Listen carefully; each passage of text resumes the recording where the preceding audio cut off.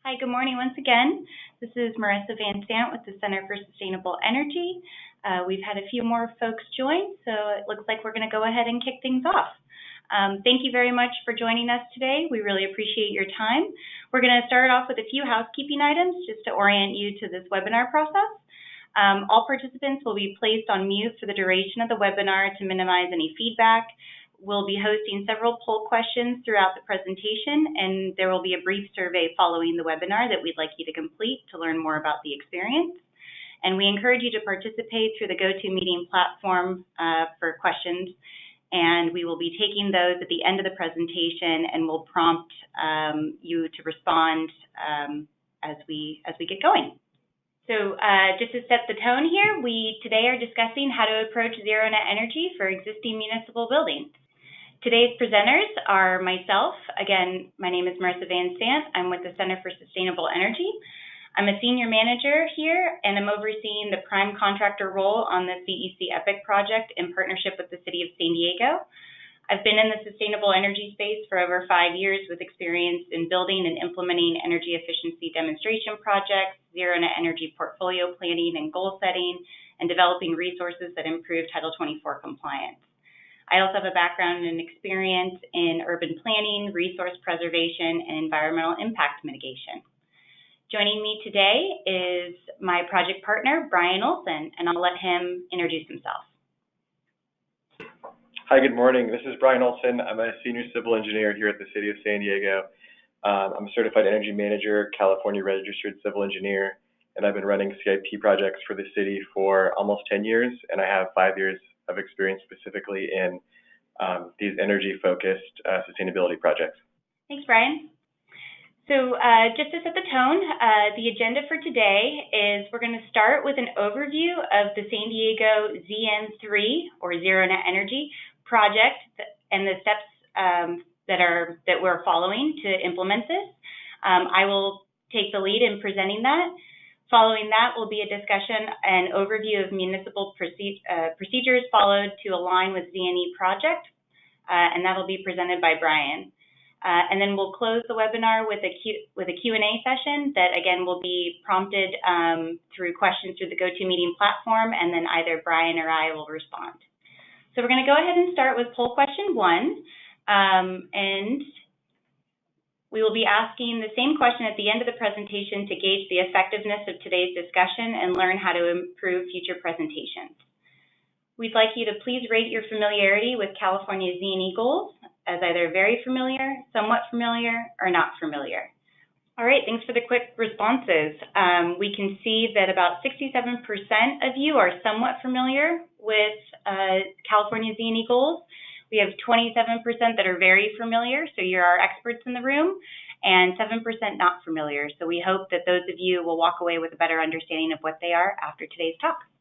Now we'll be going into poll question number 2, where we'd like you to identify the category that best represents you. We have listed local government staff, consultant, elected official, contractor installer, designer architect, or other. All right, great. Thanks again for the quick responses. Looks like our majority are in the consultant, contractor, and installer category. We have 25% in the local government staff category, no elected officials, 13% as a designer or architect, and 19% other. Great. Well, thank you so much for participating. It's always great to have sort of the landscape of who's participating and the familiarity of those of you with the topic that we're discussing. So now we're going to go ahead and kick off the presentation by diving right into the background of the SDZN3 project. So San Diego ZN3. In short, the San Diego ZN3 project is a demonstration of how to achieve zero net energy in existing buildings. In 2015, CSE partnered with the City of San Diego to submit a proposal for an California Energy Commission EPIC grant, or otherwise known as the Energy Program Investment Charge. CEC EPIC program invests in scientific and technological research to accelerate the transformation of the electricity sector to meet the state's energy and climate goals. CSE and the city saw an opportunity to deploy an innovative integrated project delivery concept where CSE would prime the grant with the city and utilized 3 public buildings as test beds for a flagship zero net energy retrofit project for the city of San Diego. We named the project San Diego ZN3 or SDZN3 because very simply we wanted to make the really wordy official project title more catchy. We used a play on words to represent the project region, which is San Diego, the project objective, ZNE, and the number of project sites, which is 3, a la SDZN3. So to reiterate the summary you see on the screen, SDZN3 is specifically a project where 3 City of San Diego public libraries are undergoing an integrated demand-side management demonstration to achieve ZNE through cost-effective energy efficiency upgrades, on-site renewable generation, enhanced building automation, pre- and post-installation monitoring, and occupant behavior analysis in order to provide a blueprint that shows ZNE is possible in existing municipal buildings. Our project sites are the Malcolm X Valencia Park Public Library, the Serra Mesa Kearny Mesa Public Library, and Point Loma Public Library. All are within the City of San Diego boundary and are in Climate Zone 7. Now, while all are in Climate Zone 7, these sites span both coastal and inland areas, which allow us to evaluate project results across different microclimates that experience temperature degree differences of 5 to 10 degrees or even more, depending on the time of year. It goes without saying that climate coastal zones tend to be cooler and experience more cloud coverage, whereas inland zones act as heat islands and can be significantly warmer. These geographic regions result in changes to how the buildings both use and generate energy, which specifically allows us to evaluate and compare zero net energy strategy success. One note about the Malcolm X Library is that a part of our grant commitment to the California Energy Commission, we included one site that is classified as a disadvantaged community according to the EPA's Cal Enviro screening. We are excited about this opportunity to bring this unique project to a vulnerable part of the community and that is exposed to less than favorable environmental and public health effects. There are several layers of goals involved in this project, stemming from the Global Warming Solutions Act of 2006, or AB 32, the California Public Utilities Commission, or the CPUC, and the California Energy Commission first outlined zero net energy goals in the 2007 Long-Term Energy Efficiency Strategic Plan, which I'm sure many of you are familiar with. This led to statewide goal setting, which has also trickled down to local long-range planning that Brian will go into more detail on. But specifically, our measurement of project success goes beyond just achieving the goals of the project. It also seeks to develop research findings that we intend to help inform and bolster the success of both the California and city goals that you see here on the screen. So specifically, the goals that we are trying to inform and help to achieve are 50% of new major renovations to state buildings will be ZNE by 2025. That's a very near-term target to start to plan and retrofit any major state buildings.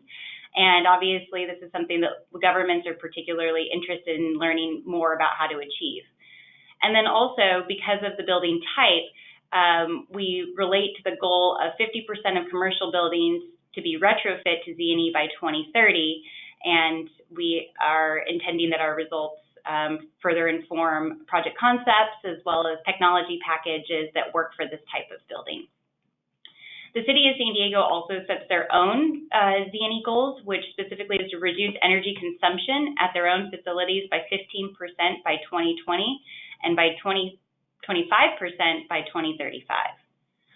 Our goals for the project specifically are to achieve ZNE or near ZNE at all 3 existing libraries, to achieve maximum energy efficiency savings through cost-effective demand-side management technology testing and building monitoring. We also are demonstrating the city's ability to deploy this really unique initiative outside of traditional capital improvement processes. And ultimately, we plan to use our results to create a blueprint for other municipalities to achieve similar successes. Our project team is a really well-stacked team of individuals and organizations. As I mentioned, this project is a California Energy Commission EPIC project, so we're funded through this program. Funds are ratepayer dollars, and so we we are utilizing them to drive down electricity usage in city buildings, and why specifically we're focusing on zero net energy. CSE is the project prime. We are working with the City of San Diego, who's our site host and project sponsor. We work also with SDG&E in order to identify emerging technologies that can be utilized for this project. We work with our partner Mazzetti for design and construction. We are also working with the San Diego Green Building Council for education and outreach, and also ABM to assist us with baseline monitoring. The total contract term for this project is from August 2016 to March of 2021, and our total budget for retrofitting 3 buildings to ZNE is just about $3.2 million. Okay, so getting to zero. Our approach to this was to divide the project into 3 phases. So very simply, phase 1, pre-retrofit. We performed building energy audits in the form of ASHRAE Level 2 audits. We identified and installed end-use monitoring equipment in order to identify energy consumption based on the end uses within the building. We collected baseline end-use data in order to inform us of what the building actually looks like. And then we also created energy models to help us identify areas that we need to improve. We performed pre-retrofit behavior analysis in the form of surveys of library employees and volunteers in order to get a better understanding of how they use the space, and also to understand their level of familiarity with energy efficiency. And we identify, assess, and design our energy conservation measures, which include pre-commercial technologies, which we'll discuss. Phase 2 of the project is construction. So through all of that foundational work, we then select our installation contractors to deploy the installation of our ECMs. We apply for permits, we procure the equipment, notify library occupants and patrons, then all leading up to the actual nitty-gritty of the construction. Part of the construction process is also performing commissioning of new systems and retro-commissioning of existing systems, and integrating all new and existing systems into a dynamic building management system. Following that, we have our post-retrofit phase, which is collecting 12 months of measurement and verification data, educating and training facility operators, completing post-retrofit occupant behavior analysis, which is to compare the pre-retrofit behavior analysis conducted of employees and volunteers in order to understand through this project process how they were impacted by or learned more about energy efficiency and zero net energy through this opportunity, as well as how the space feels once we've made some of the adjustments. And then finally, we evaluate all the project results and benefits, and we'll be communicating those to you in the 2021 timeframe. So now with all those thoroughly developed project phases, if we can only have you take away one important thing, we want to emphasize the importance of establishing your zero net energy definition first. This project is specifically demonstrating the ability to achieve ZNE using the CEC's definition of a zero net energy code building, which, as you can see here, is one where the net amount of energy produced by on-site renewable energy resources is equal to the value of the energy consumed annually by the building at the level of a single project seeking development entitlements and building code permits, measured using the Energy Commission's time-dependent valuation metric, or TDV, and a zero net energy code building meets an energy use intensity value defined for building energy efficiency standards by the type and climate zone that reflect best practices for highly efficient buildings. This specific definition comes directly out of the 2013 Energy Commission Integrated Energy Policy Report, or the IPER report. And very simply, the equation for this is the value of modeled energy consumed minus the net modeled energy produced. While this project is specifically utilizing this definition because it is a CEC funded project, and we believed that it was appropriate for providing information and insight as to how to achieve zero net energy utilizing this. But also, we want to highlight that the project goal was not to do a full-scale fuel switching. We are not switching these buildings to full electrification. So by sticking to that, we had to use time-dependent valuation in order to be able to measure and evaluate the presence of natural gas. However, we are also going to ensure that our project results are analyzed to provide us an insight into ZNE site and source definitions in order to provide more research on these topics for existing buildings. So here, very specifically, is our path to ZNE. The table on the right-hand side, you can see, is our project energy efficiency upgrades. We are deploying a host of energy conservation measures that target lighting, lighting controls, HVAC controls, and whole building automation through a tritium system. We are also targeting plug loads through our pre-commercial technology, the BurtBrain Plug Load Manager. And where needed, we are identifying some areas where we can improve some weatherization through window film and other sealing.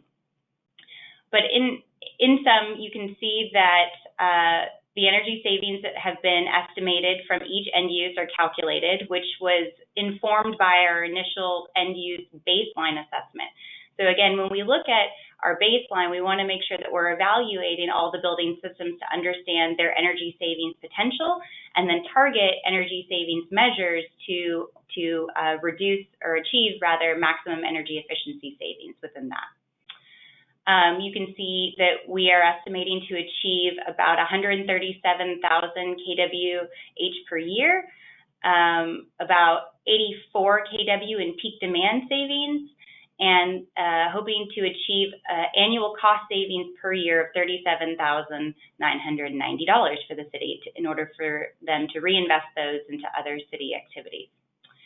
The total estimated installation costs for all of these measures is about $942,000. And it's important to note that that is purely the cost of just the installation of all of these ECMs.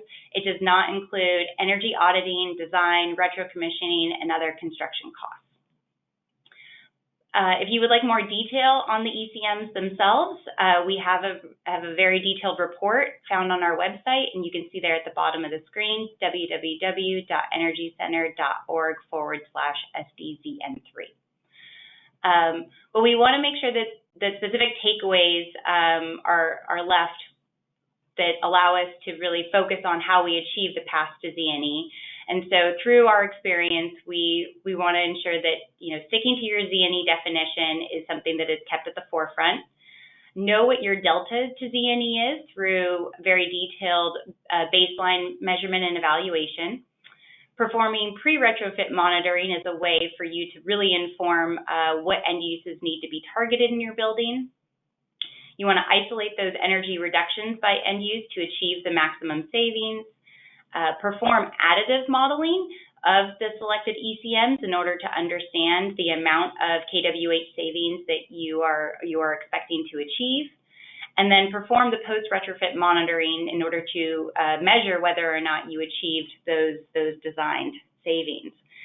So one thing that is unique about our project is that we aren't just relying on the ZNE design to call this a ZNE project.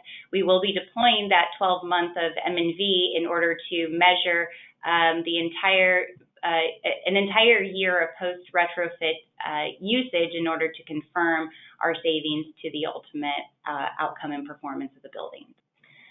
So before we move on to our third poll question, just want to leave you with some additional research value that we believe is being conducted as a result of this project.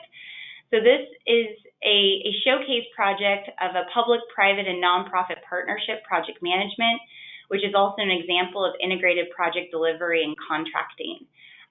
Brian will get into the details of how this was uniquely developed and implemented with the city, because by the city not being the prime, having an outside nonprofit like CSE actually prime this opportunity and have the city participate as a building host. We also are retrofitting existing buildings with unique characteristics and approximately 10,000 visitors per month. So that really allows for a large fluctuation in energy usage based on the relatively unpredictable amount of visitors that you'll have in a building. We're also going to test pre-commercial plug load management devices that are integrated into building management systems. And we want to make sure that this is an area that's highlighted because plug load management right now is still relatively not well understood energy conservation measure or strategy in order to target buildings that like a public use or any other type of major public assembly building like libraries, where plug load management may not be something that can be controlled very easily. But by utilizing the BurtBrain plug load management devices, that we are able to integrate those into the building management system and monitor and test the performance of plug loads to understand what energy use they actually receive, and then also see if there's greater reduction strategies that can be applied to curb that usage.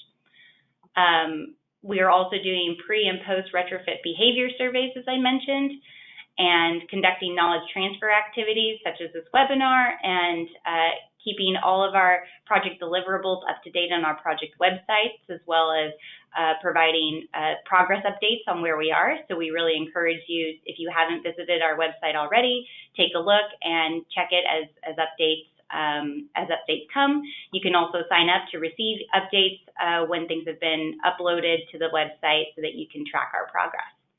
And all of this is being done specifically to create a blueprint for local government. So we hope that at the end of this project, we're able to provide you with our lessons learned in deploying a zero net energy retrofit project, but also to give you the opportunity to empower yourselves as well as your initiatives to achieve zero net energy in existing spaces. All right, so before we move on to Brian's section, we'd like to have one more poll question, and we'd like to know what type of zero net energy project you have worked on the most. So is it a commercial retrofit, commercial new construction, residential retrofit, residential new construction, state building retrofit, none, or other? Great, looks like we have lots of experienced folks in the room. That's excellent. Looks like about 36% of you have experience doing zero net energy in commercial retrofit. That's excellent. Let's make sure we talk and share lessons learned. 21% of you have experience in commercial new construction, 7% in residential retrofit, equally 7% in residential new construction, and 29% other. All right, well, thank you very much for taking the time to share your answers throughout these polls. It's great to get to know, again, our audience. And now I'm going to turn it over to Brian Olson, who will give an overview of the municipal procedures considered for retrofitting existing buildings to reach ZNE. Brian, you're up. Okay, thank you, Marissa. Good morning. Once again, this is Brian Olson with the City of San Diego. And with my section, I'm going to kind of go through three different components of it. There's going to be some overall goals the city has and how new construction ZNE and retrofit ZNE fit into those goals. I'm also going to talk about components of a ZNE retrofit project, and then wrap it up with some tools that we're using and some tools we've developed that others can hopefully use in their municipal projects as well. Although from the poll, it sounds like there's not too many of those folks on the line, but that's okay. Okay, so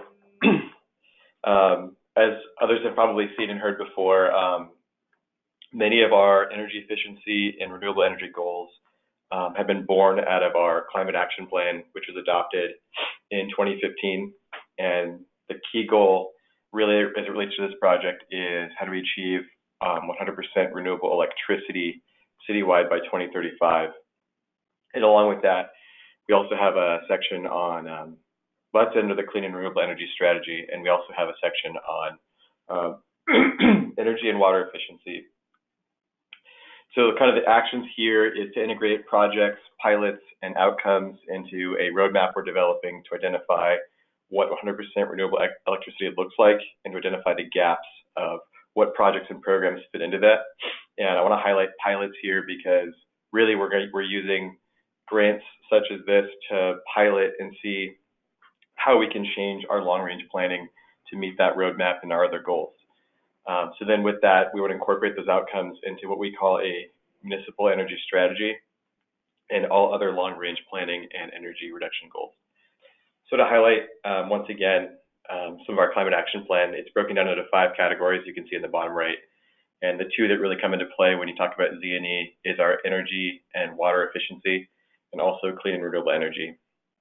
So on the energy and water efficiency, our near-term goal is by next year, reduce energy consumption at municipal facilities by 15%, and that's based off of 2010 baseline data, and then increase that to 25% by 2035.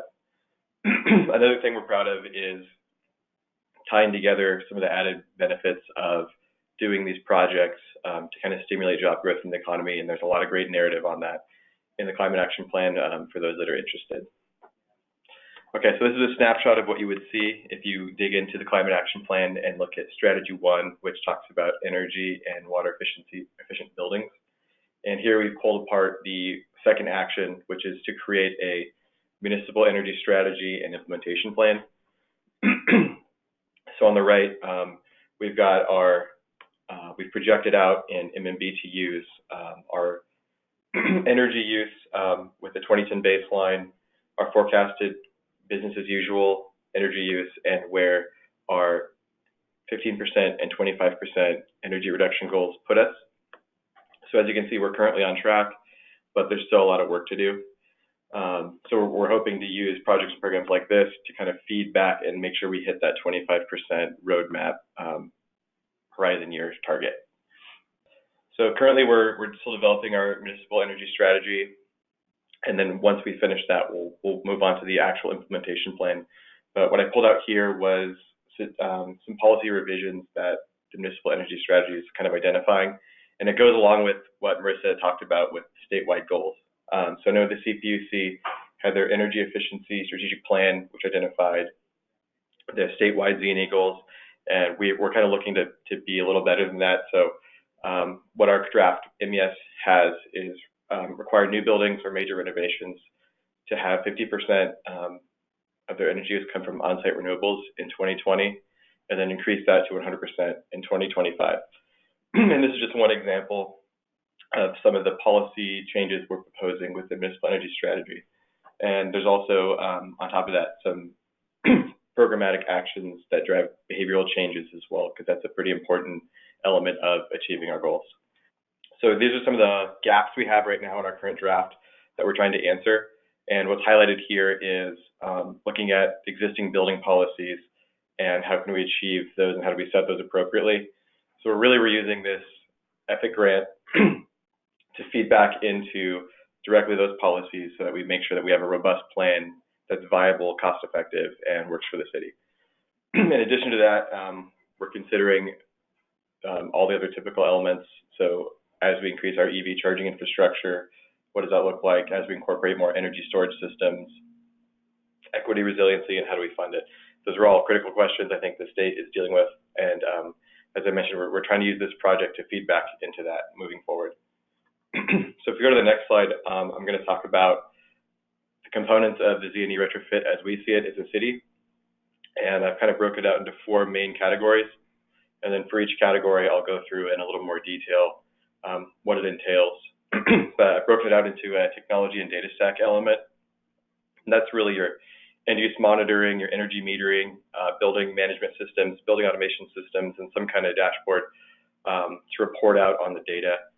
It's also important to note that you have existing equipment if you're doing a retrofit project. So consider the code cycle of the building, what year it was built, and what inventories you have, what equipment's on site with your lighting, your HVAC, your controls, and so on.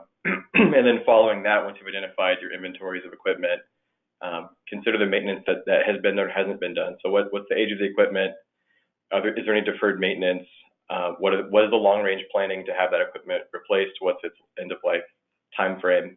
All those important questions. And then finally, to make it zero net energy, you have to pair it with some renewable generation. And for the foreseeable future, for the city of San Diego, that looks like solar power purchase agreements. So on the technology and data stack side, what's really important here, as Marissa mentioned, is for a zero net energy building, you really don't know how well you've done until you have 1 year post-construction, post-commissioning to understand, did you achieve your goal? And in order to do that, you really have to have a whole building understanding of all of your energy uses, all the associated data, and what it's coming out of. So something that we learned with doing this project in a retrofit situation is you're going to run into controls and systems that fall into all these categories.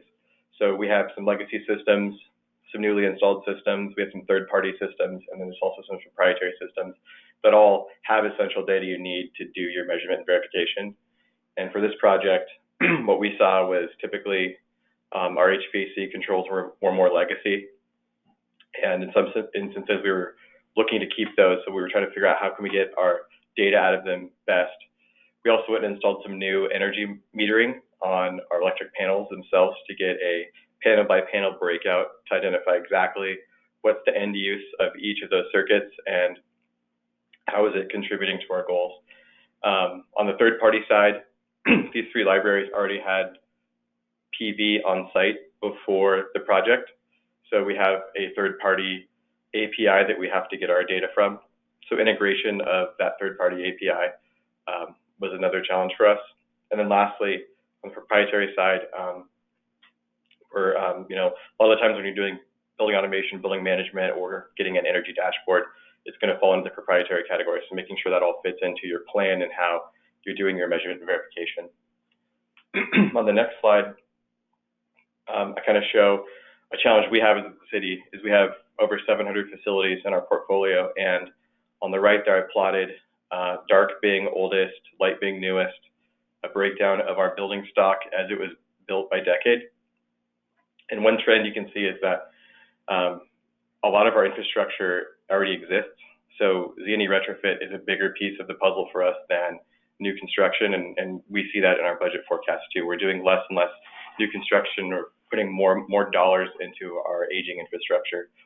So given that challenge, you have this diverse portfolio of different projects of different ages, different sizes, different asset types. And with that, you'll have different controls in those four categories in the previous slide, different equipment on site, and different operational uses. I also highlight following that, kind of maintenance is a critical aspect here. And one upside of doing a ZNE retrofit project, as we've seen it, is you have the ability to do an ASHRAE audit, as Marissa mentioned, where you could actually get a really good understanding of your building use as it is today.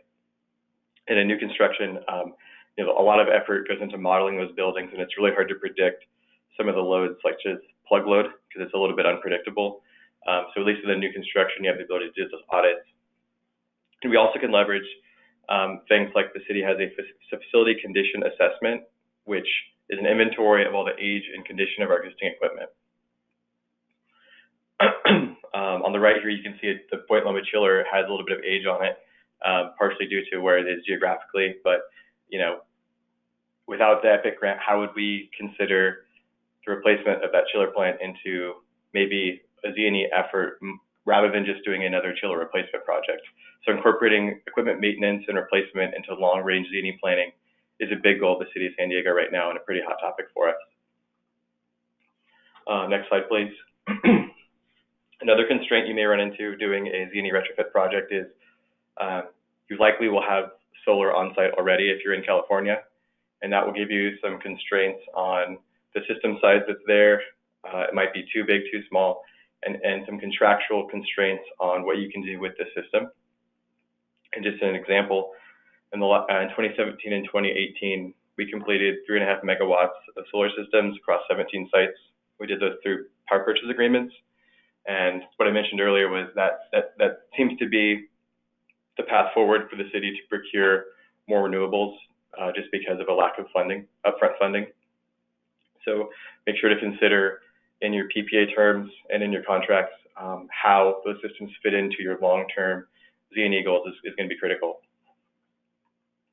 On the next slide, I'll start to talk about some tools we're using and developing that relate to others doing these similar type of projects. So the City of San Diego was selected to participate in the Solar Energy Innovation Network, partnered with the National Renewable Energy Lab. And we're actually creating two tools, I think, that are pretty helpful for other cities that are interested in doing solar procurement with power purchase agreements. So we're putting together a solar case study that documents some best practices and lessons learned from our experience.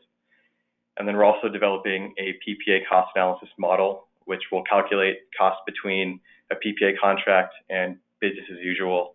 So on the next slide, I'll kind of show part of our first deliverable, which is our lessons learned. And it just goes through some key takeaways here. So in our PPA terms, section 8 there, make sure you have proper data access, because as I mentioned before, if you don't have the ability to get really granular and accurate energy production data, you're going to have a hard time proving zero net energy on a year-to-year basis. Make sure you have robust O&M requirements, PV panel recycling requirements, and so on. Those are some pain points we've experienced. And then also on the construction side, we had some pain points with existing conditions such as irrigation, lighting, hardscape, landscape, all those little details that seem to add up to a lot of money. Because if you're doing a PPA project, you likely don't have a lot of funding to begin with. That's why you're pursuing a PPA, so it's hard to deal with change orders and field conditions and so on. And then I'm going to show the PPA avoided cost model we're developing. And it's a pretty simple tool with a pretty big impact. So our goal was to create a tool where you could have 2 or 3 inputs. So upload a 15-minute SDG&E NIM data set and upload a modeled or actual solar production data set in a 15-minute interval. And then it will give you a monthly and yearly energy cost and allow you to visualize any day of the year for that facility. So we're pretty excited to release that tool. Keep your eyes open for that. And with that, I will turn it back over to CSE to wrap up. Thanks, Brian. That perspective is really important and unique, I think, especially for the audience that we have today. So really appreciate that. So final thoughts before we jump into Q&A. These are just essentially the takeaways that we want you to have to leave with today. So again, know your ZNE definition, set it early and stick to it. This will help you define your energy efficiency pathway, as well as how to communicate to folks how you're achieving zero net energy.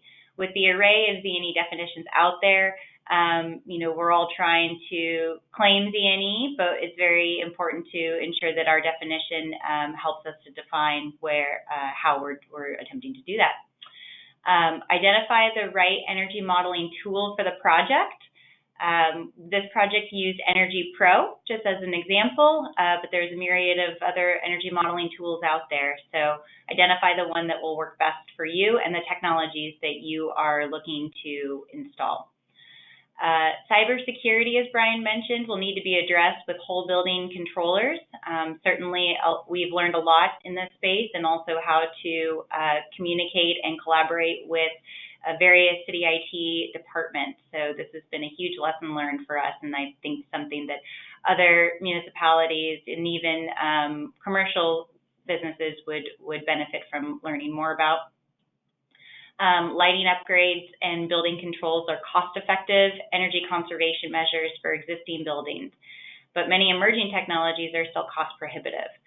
So some of you might be thinking, based on the ECMs that you saw us list earlier, that these seem like traditional energy efficiency upgrades.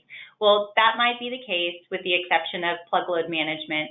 But through this grant opportunity, there was a goal to stick within the amount of funding that we had. And and that I think would be a similar experience to anybody approaching this type of project, whether you're a municipality or otherwise.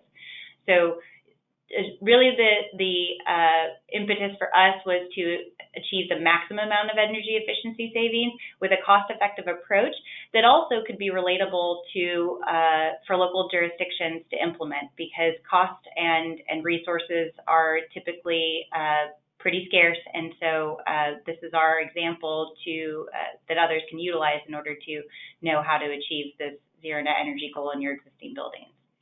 And finally, I think a takeaway that both Brian and I will communicate is to be adaptable and be prepared to learn new things. We didn't have a blueprint for how to deploy this project walking into it, and we've learned a lot over these 3 years, and we'll continue to as we move forward in implementing our next steps, which is construction. So we plan to just speak to next steps on the project. We are going to be starting construction in approximately mid-October of this year and wrap up in Q1 of 2020, at which time we will then transition over into our 12-month of M&V from Q1 of 2020 to Q1 of 2021. So, thank you so much for your participation so far, and thanks again to Brian for your presentation. So we're now going to go ahead and go into the Q&A session. So we look forward to your questions. Great, so we have some questions coming in. The first one is, do you have any guidance for how to assess different modeling tools to choose the best one for a given project? So I guess that's probably best for Marissa to start with. Again, sort of just speaking to the point that I made earlier, is that I think that the modeling software that's selected should be based on perhaps some of the projected ECNs that you plan on implementing. Obviously, it's not easy to know what they are at the onset of a project before you've started your modeling. But we utilize Energy Pro and would probably not do that again, given the same opportunity. Just because it was a little challenging to model some of the pre-commercial and emerging technologies that were being considered for the project. Not the burp brain specifically, but there were others that were evaluated and not included due to either lack of cost effectiveness or not the most maximum energy efficiency savings. So from our experience there, that would be our takeaway, to utilize something that is a little more dynamic and can model other than standard energy efficiency measures. Great. And then Brian, do you have anything to add about modeling tools that you've used at the city? I think Marissa did a great job with her answer. Great. All right, let's go to our next question. What is the core value associated with the sub-metering? So what value do you get out of doing, baseline monitoring, that sort of thing? Yeah. Marissa, do you want to take that one? Sure, I'll start it, and maybe Brian, you can add to this. Well, our intent to do sub-metering was to isolate the consumption of each of the core building systems that we are retrofitting. So specifically, we wanted to understand what is the lighting consumption from the building. We wanted to understand HVAC consumption. We wanted to understand plug load consumption. And so we, with that idea in mind, wanted to ensure that our sub-meters were targeting ways to measure all of those various end uses. Brian, anything else to add there? Yeah, I'll just add that a lot of the times, too, for our facilities, we'll have one SCG&E meter, and then whatever happens on the consumption side behind the meter, it's a mystery unless you go through and sub-meter it, right? You don't know what you don't know. So there's a lot of value to us in having that granularity in the data to be able to understand, how the energy is being used. And you can also look at trend analysis. And as a big part of this component, too, is a big component of this project is the behavioral changes. So maybe there's insights you can glean out of that, too, of having that granular data. Awesome. Good follow-up. I see that we have a question about battery storage. So it's definitely a common question that we get on this project. Battery storage was originally envisioned in the project plan. However, it ultimately became a cost-prohibitive initiative to deploy. Also, it actually may have only been applicable to one of the 3 sites, given the amount of solar generation that is happening on site. We certainly will be evaluating the potential for battery storage in the future for all of these sites once we've conducted our 12 months of measurement and verification. And we'll be leaving the city with specific recommendations that they can consider for deployment of battery storage if the need and opportunity arises. Brian, anything else you want to touch on related to storage? Yeah, I'll just say that, I think part of the project too was a lot of the times from what we've seen in our experiences, it's easiest to get battery storage if you procure it with your solar. And because we already had done solar PPAs on these sites, it's hard if the project can't help cover some of the costs, it's hard for the city to do the same thing. And then Brian, just as a follow-up question to that, do you have any battery storage projects that are planned for other city buildings? Yeah, we're developing an RFP right now for multiple, and you know, in working with NREL and some of our other folks we partner with, I think that's going to be, we're going to do more battery plus solar projects than we are just solar projects moving forward. I think that's all the questions that we received. If anyone has any last minute questions they want to get in, please submit those. All right. I think that's it. So thank you so much to our presenters, Marissa and Brian. And we would like you to visit our project website at energycenter.org/SDZN3. Thank you, everyone, for attending. Please feel free to follow up with Brian or I specifically if you have any questions, and we look forward to future engagement. Thanks for your time today. Have a great day.